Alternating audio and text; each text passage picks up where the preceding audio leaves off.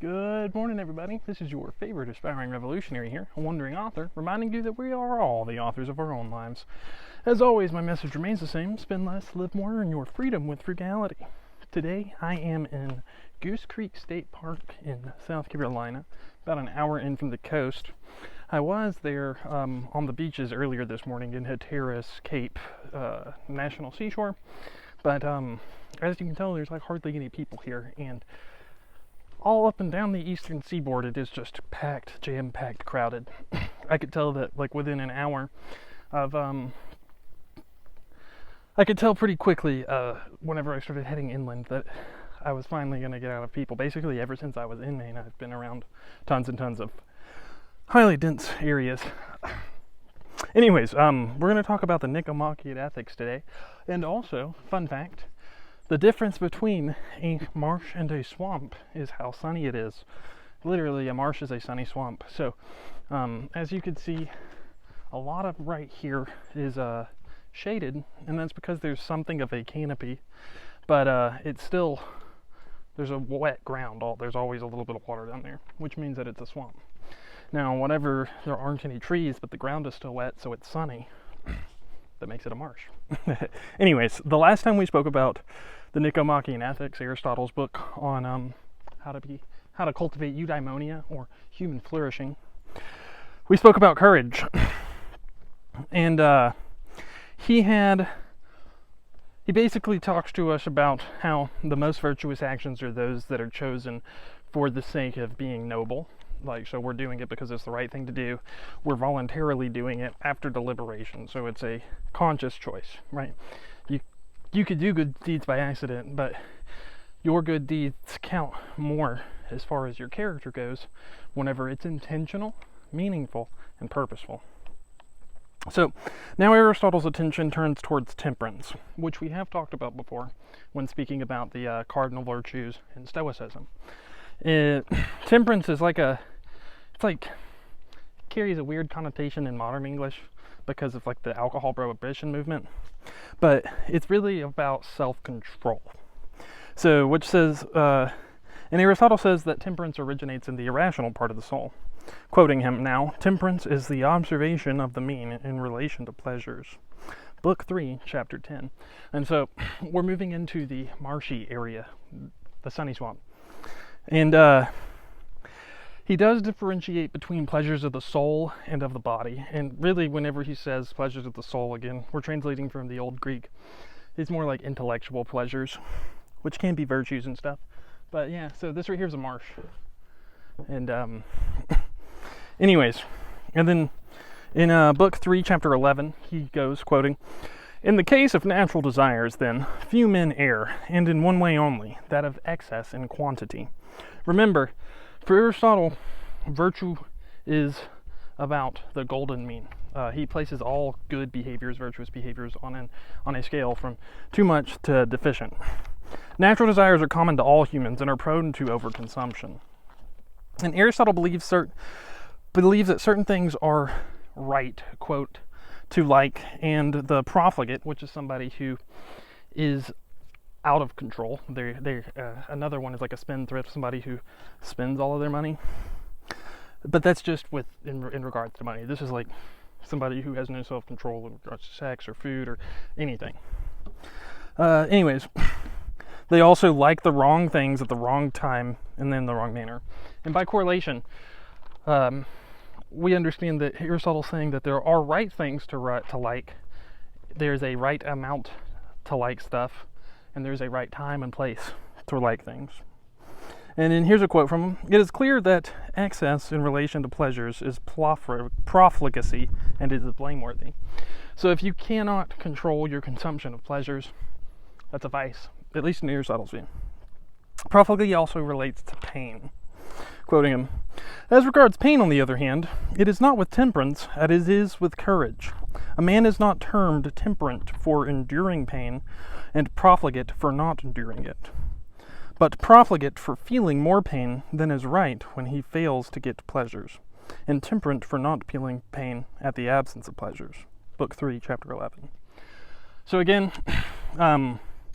archaic Greeks not always the easiest to understand, but he's saying that with fear, people will call you courageous for not being afraid, right? But it's not the same with profligacy or self-control. You don't get called temperate because you refrain from doing stuff. You get called temperate because you refrain from doing stuff and it's not hard or it's not painful for you to do those things. Okay, so quoting him again, the profligate therefore desires all pleasures. So somebody who doesn't have this virtue is somebody who wants all of these pleasures, or those that are the most pleasant, and is led by his desire to pursue these in preference to everything else. He consequently feels pain not only when he fails to get them, but also from his desire for them, since desire is a compound of pain. And according to Aristotle's view, few men fail to enjoy pleasures, saying such insensibility is not human. And since they are so rare, we don't have a specific term for the excessive abstainer. Hashtag new vocabulary, right? Anyways, one more quote. The temperate man keeps a middle course, which is straight out of Buddhism, the middle way. In these matters, he takes no pleasure at all in the things that a profligate enjoys most. On the contrary, he positively dislikes them. So, a profligate might be somebody who enjoys overspending, enjoys gambling, enjoys things that are not virtuous, enjoys things that are bad. A truly virtuous man, the kind of person that you want to be, isn't just going to not get pleasure out of doing these bad things. They're actually going to dislike them, at least according to Aristotle. And then he goes on to compare profligacy and cowardice, which are both like the negative aspects of courage and temperance, respectively.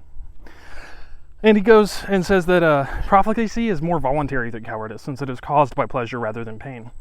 Quote, also, pain makes us beside ourselves, and it destroys the sufferer's nature, which I can definitely agree with. Whether you're in physical or emotional pain, if you're in agony, it could be difficult to think rationally, right? Hashtag truth. Since profligacy is the more voluntary vice, Aristotle says it's also the more reprehensible one. It is easier to resist the temptations of a pleasure. And so, profligacy, he also compares it to a kid getting punished. Quote, it is that which desires what is disgraceful and whose appetites grow apace that needs chastisement or pruning.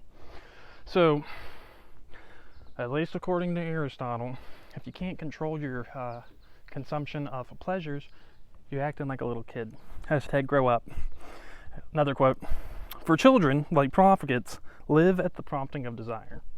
So, that right there is something that everybody can get something out of, which is where my whole hashtag comfort restrains you comes out of. That's really just about resisting your desires, right? An irrational being may let its appetite of desires override its rationality. Quoted. This is what we mean by well-disciplined or chastised, and the appetite of part of us should be ruled by principle, which is exactly what Marcus Aurelius told us whenever we were talking about temperance from the Stoic perspective. Temperate people control their desires using reason, and they make their desires in harmony with principle. Temperance is basically self-restraint. And so, let's close this video up. Always remember Aristotle's advice to cultivate a virtuous disposition, which is done by actively practicing habits in accordance with these principles. So, for Aristotle, temperance was a more serious virtue than courage, and cowardice was less horrendous than being a spendthrift. So, two takeaways from just that. If we're going to try to live our life according to Aristotle's view of what a virtuous man is, we should be more concerned with being temperate or having great self-control than we should be with being courageous, although he valued both of them. And the way we do these things is by actively choosing to do them. So figure out something that you've been having an issue with in terms of self-control and start hacking away at it, just one step at a time, right? And then other Stoic philosophers have expounded on sophrosyne, or temperance, and these bugs are bad. And it has formed a cornerstone of the philosophy's ethical framework. Chastity, modesty, humility, self-regulation, hospitality, decorum, abstinence, and forgiveness all are held in great regard. And they all require restraining an impulse of some kind, whether it's lust, vanity, anger, etc. And that's why this stuff matters. There are so many, if you want to be a good person, not just so other people think highly of you or whatever, but so you can really have like a good impact on the world. And I apologize, there's a fly that keeps landing on me. You've got to learn how to cultivate the proper disposition, as Aristotle would say, the right habits. I've mentioned Marcus Aurelius before, who also talks about this, and his quote where he says that his father is somebody that had a perfect and invincible soul because of his self-restraint. Well, it turns out that the French philosopher Michel de Montaigne also held similar notions. And here, yep, we're at the end. So, quoting Michel de Montaigne, greatness of soul consists not so much in mounting and in pressing forward as in knowing how to govern and to circumscribe itself. So, people literally through all history have associated self-control and restraint with greatness. And my videos always start with the line, spend less, live more. If temperance is like, that's literally what I'm encouraging you to do, just in a sloganized format. Learning to moderate yourself, especially in pursuit of pleasure, unlocks an opportunity to pursue what really matters. # comfort restrains you. Tons of people in our consumerist society waste their entire lives pursuing pleasure needlessly. And the solution is to cultivate temperance in your daily actions. And that's all I've got for you guys today. But yeah, now we're no longer really in the swamp. We're just kind of wandering through the woods of South Carolina. We are slowly meandering our way towards Alabama, where I will spend most of the winter. I'll probably try to get some time in somewhere where there will be some snow. But yeah, I've gotten a ton of content written in my journal. So I've got stuff written for days and days. So I have like an actual content journal now. So I've got several days, probably even weeks of material written up, and that'll make it easier for me to focus on other more productive, not necessarily that this is unproductive, but boring adult. # adulting, right? Anyways, today Wandering Author here, reminding you that we're all the authors of our own lives. As always, my message remains the same. Spend less, live more, earn your freedom with frugality. What are you guys doing in order to inspire, uplift, and empower your community today? Because this world isn't changing unless we all do our part. And you can count on me to do mine daily. Till next time, I love you.